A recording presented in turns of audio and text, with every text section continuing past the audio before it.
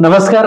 MPSC life या YouTube चॅनलवर पुन्हा एकदा तुमचं अगदी मनापासून स्वागत आहे. मित्रांनो, तुम्हाला कळालंच असेल की थंबनेल बघून नेमकं आजचं हे लेक्चर कशासाठी. तर जे विद्यार्थी सध्या कॉलेज करत आहे किंवा ज्या विद्यार्थ्यांचं कॉलेज हे काही दिवसामध्ये संपणार आहे किंवा मग काही विद्यार्थ्यांचं कॉलेज सुद्धा संपलेलं असेल आणि आता कुठेतरी त्यांच्या डोक्यामध्ये विचार यायला लागले असेल की मी स्पर्धा परीक्षेची तयारी करावी, मी एमपीएससी ची परीक्षा द्यावी. आता मग ह्याच विद्यार्थ्यांसाठी हा आजचा व्हिडिओ असणार आहे. म्हणजे काय की जे विद्यार्थी 2025 चा अटेम्प्ट देणार आहे, एमपीएससी ची परीक्षा देणार आहे, तर त्यांच्यासाठी हा आजचा व्हिडिओ महत्वपूर्ण असणार आहे. कारण की जेव्हा कोणतीही एखादी परीक्षा द्यायची असेल तर आपल्याला त्या परीक्षेबद्दल बेसिक गोष्ट माहिती असणं गरजेचं आहे. म्हणूनच आज आपण हे एक व्हिडिओ लेक्चर इथे घेणार आहोत.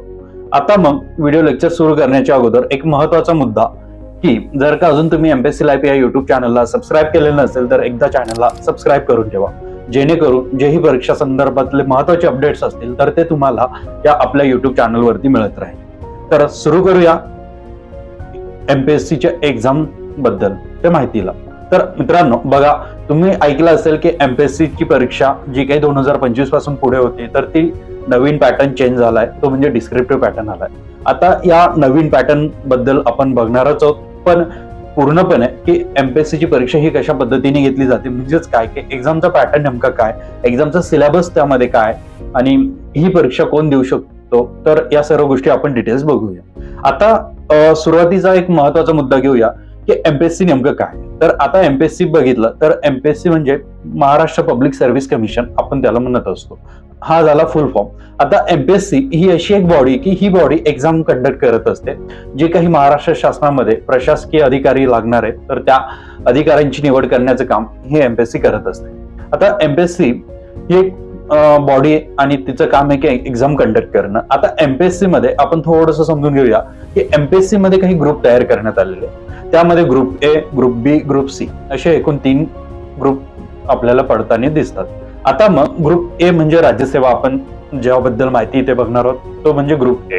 आणि ग्रुप बी आणि सी ज्याला तुम्ही ऐकलं असेल की कंबाईन एक्झाम्स म्हणतात, तर त्या कंबाईन एक्झाम ह्या नॉन गॅझेटेड होतात. आणि ग्रुप ए ज्याला आपण राज्यसेवा म्हणतो, जे आता तुम्ही तयारी करणार आहेत त्याच परीक्षेची म्हणजे राज्यसेवा गॅझेटेड. आता यामध्ये तुम्हाला पोस्ट कोणत्या बघायला भेटतात, तर त्या क्लास 1 आणि क्लास 2 च्या पोस्ट बघायला भेटतात गॅझेटेड. काही पोस्ट मी तुम्हाला सांगतो, जसं की डेप्युटी कलेक्टर आहे, डीवायएसपी आहे, तहसीलदार आहे, नायब तहसीलदार आहे, बीडीओ आहेत, सीईओ आहेत. तर ह्या झाल्या काही राज्यसेवेतल्या पोस्ट. अशा अनेक पोस्ट आहेत. एकूण पोस्ट जर बघितल्या तर टोटल 33 पोस्ट आपल्याला राज्यसेवेमध्ये बघायला भेटतात.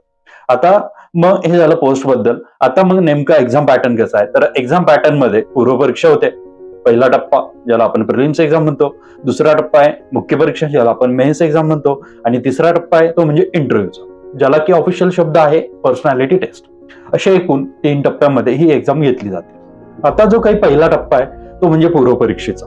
आता पूर्वपरीक्षेमध्ये नेमकं एक्झाम पॅटर्न काय, तर या पूर्वपरीक्षेमध्ये एक्झाम पॅटर्न तो म्हणजे ऑब्जेक्टिव्ह, म्हणजेच काय एमसीक्यू. एक क्वेश्चन असेल आणि 4 ऑप्शन्स असेल आणि जो कोणता ऑप्शन बरोबर असेल तो आपण सिलेक्ट करायचा असतो. हा झाला पूर्वपरीक्षेमधला पॅटर्न. आता मग या पॅटर्न मध्ये पेपर किती होतात, तर हे एकूण 2 पेपर होतात.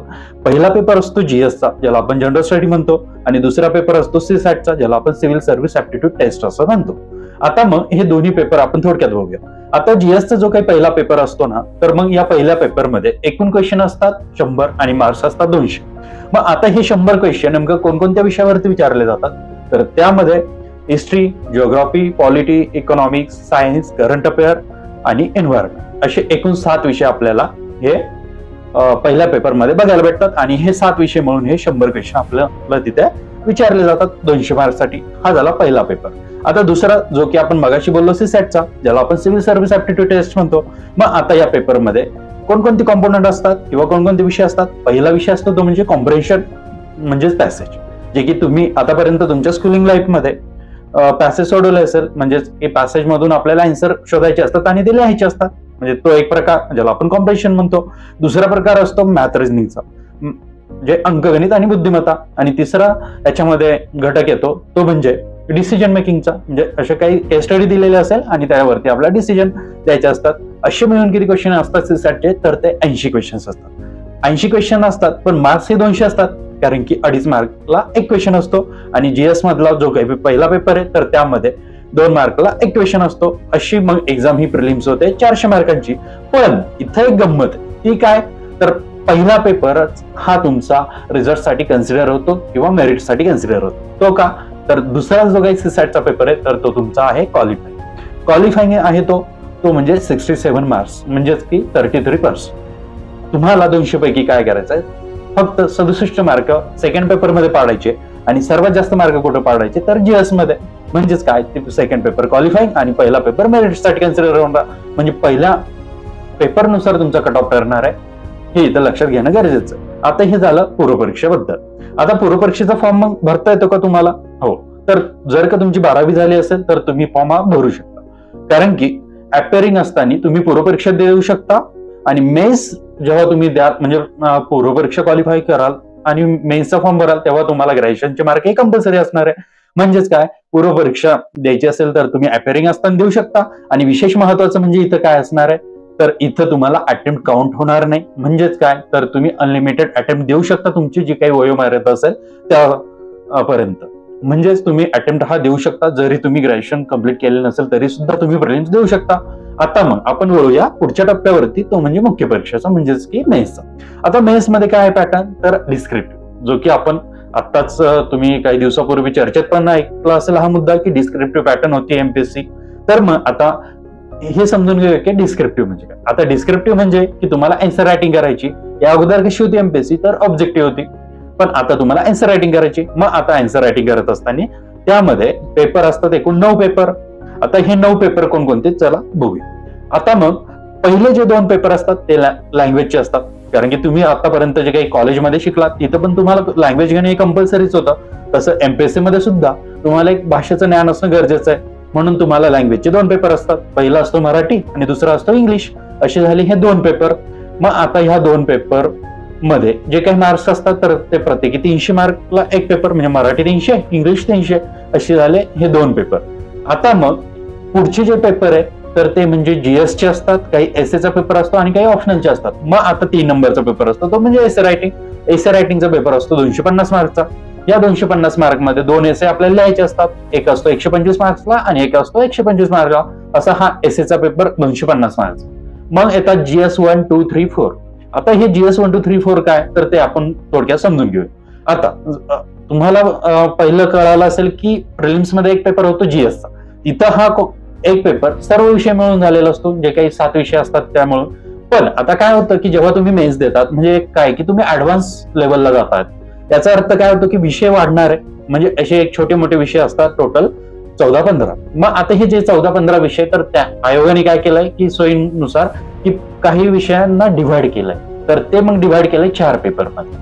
4 पेपर कोणते जीएस 1, 2, 3, 4. हे प्रत्येक पेपर हा जीएस 1, 2, 3, 4 हा प्रत्येक पेपर 250 मार्कचा असतो. मग जीएस 1 मध्ये काही विषय टाकले, काही जीएस 2 मध्ये टाकले, काही जीएस 3 मध्ये टाकले आणि जीएस 4 मध्ये टाकले. जीएस 1 मध्ये समजा की हिस्ट्री जिओग्राफी हा तर कोर सब्जेक्ट झाला, पण त्यामध्ये आर्ट आणि कल्चर टाकलं, सोशलॉजी सोसायटी टाकलं, म्हणजेच एक जीएस 1 चा पेपर.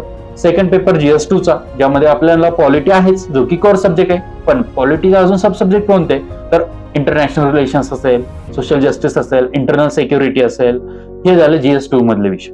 नंतर येतो जीएस 3. जीएस 3 मध्ये इकॉनॉमिक्स आणि तुमचं सायन्स असणारच आहे, पण सायन्स आणि टेक तिथं वाढलंय, ॲग्रोनॉमी तिथं वाढलंय आणि तिथे पुन्हा डिझास्टर मॅनेजमेंट सुद्धा आपल्याला बघायला भेटतं. म्हणजे हा झाला जीएस 3 चा पेपर. आणि चौथा पेपर असतो तो म्हणजे जीएस 4 चा, ज्याला आपण इथिक्सचा पेपर म्हणतो. ह्या इथिक्सच्या पेपरमध्ये सर्व केस स्टडी असतात, म्हणजे तिथं आपल्याला एक डिसिजन मेकिंगचा हा पेपर बघायला भेटतो. ज्याचं सॅम्पल तुम्हाला कळालं असतं ते म्हणजे सीसॅटच्या पेपरमध्ये जे काही डिसिजन मेकिंगचे क्वेश्चन असतात 5, त्यामध्ये आपल्याला ते ऑलरेडी माहिती असतात. तसेच एक हाय लेवलचे केस स्टडी आपल्याला जीएस 4 मध्ये बघायला भेटतात, तो म्हणजे इथिक्सचा पेपर. हे झाले जीएस 1, 2, 3, 4. आता मग शेवटचे 2 पेपर राहतात ते म्हणजे ऑप्शनलचे. आता ऑप्शनल म्हणजे काय की तुम्हाला तुमच्या मनाने कोणताही विषय निवडता येतो. कोणताही म्हणजे की एमपीएससीने टोटल 26 विषय दिलेले, तर 26 पैकी तुम्ही कोणताही निवडू शकता. जर का तुम्ही सायन्स बॅकग्राऊंड मधून असेल तर तुम्ही सायन्स निवडू शकता. तुम्ही इंजिनिअरिंगची स्टुडंट असाल तर तुम्ही इंजिनिअरिंग पण घेऊ शकता. तुम्ही जर काही आर्ट मधनं येत असाल तर आर्टचे जे विषय ते घेऊ शकता, किंवा तुम्ही कॉमर्स मधनं येत असाल तर कॉमर्सचे पण तुम्ही विषय तिथं घेऊ शकता. म्हणजे ऑप्शनल आपल्याला एक निवडायचा असतो. आता मग हा ऑप्शनल निवडत असताना आपल्याला तो एकच विषय निवडायचा असतो, पण त्याचे जे पेपर होतात तर ते 2 पेपर होतात, ऑप्शनल 1 आणि ऑप्शनल 2. विषय एकच असतो, फक्त त्यांनी डिवाइड केलाय 2 पेपरमध्ये, पार्ट 1 आणि पार्ट 2. आणि त्यालाच आपण म्हणतो ऑप्शनल नंबर 1 आणि ऑप्शनल नंबर 2 पेपर, जो की 8 नंबर आणि 9 नंबरचा पेपर आपल्याला बघायला भेटतो. मग आता असे एकूण मेन्स मध्ये झाले 9 पेपर.